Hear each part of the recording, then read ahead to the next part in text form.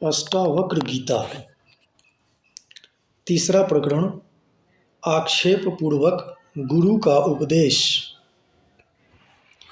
अविनाशिनमात्मानमेकं विज्ञाय तत्त्वतः त्वात्मज्ञस्य धीरस्य कथमर्थार्जने रतिः।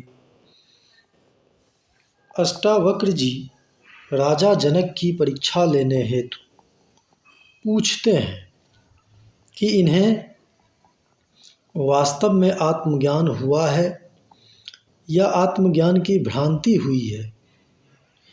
ये प्रश्न करते हैं।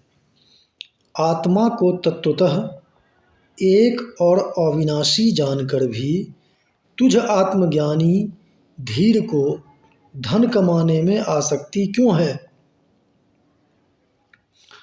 आश्चर्य कि आत्मा के अज्ञान से विषय का भ्रम होने पर वैसी ही प्रीति होती है जैसी सीपी के अज्ञान से चांदी की भ्रांति में लोभ पैदा होता है।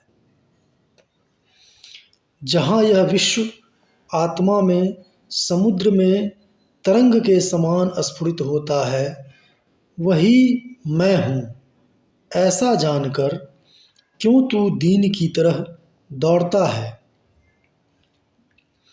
आत्मा को शुद्ध चैतन्य वो अति सुंदर सुनकर भी कैसे कोई इंद्रिय के विषय में अत्यंत आसक्त होकर मलिनता को प्राप्त होता है।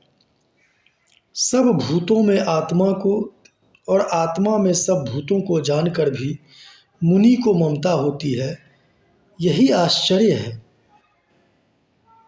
परम अद्वैत में स्थित हुआ और मोक्ष के लिए भी उद्यत हुआ पुरुष काम के वश होकर क्रीड़ा के अभ्यास से व्याकुल होता है, यही आश्चर्य है। काम को उद्भूत ज्ञान का शत्रु जानकर भी कोई अति दुर्बल और अंतकाल को प्राप्त हुआ पुरुष काम भोग की इच्छा करता है, यही आश्चर्य है। जो इहलोक और परलोक के भोग से विरक्त है और जो नित्य और अनित्य का विवेक रखता है और मोक्ष को चाहने वाला है, वह भी मोक्ष से भय करता है, यही आश्चर्य है। धीर पुरुष तो भोगता हुआ भी और पीड़ित होता हुआ भी नित्य केवल आत्मा को देखता हुआ न प्रसन्न होता है न क्रुद्ध होता है। ज्ञानी जो अपने चेष्टारत शरीर को दूसरे के शरीर की भांति देखता है, वह महापुरुष स्तुति और निंदा में भी कैसे क्षोभ को प्राप्त होता है।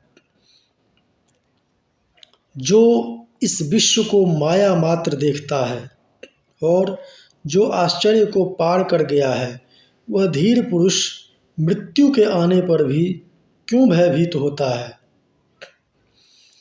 जिस महात्मा का मन नैराश्य में मोक्ष में भी स्पृहा नहीं रखता, उस आत्मज्ञान से तृप्त पुरुष की तुलना किससे की जाए?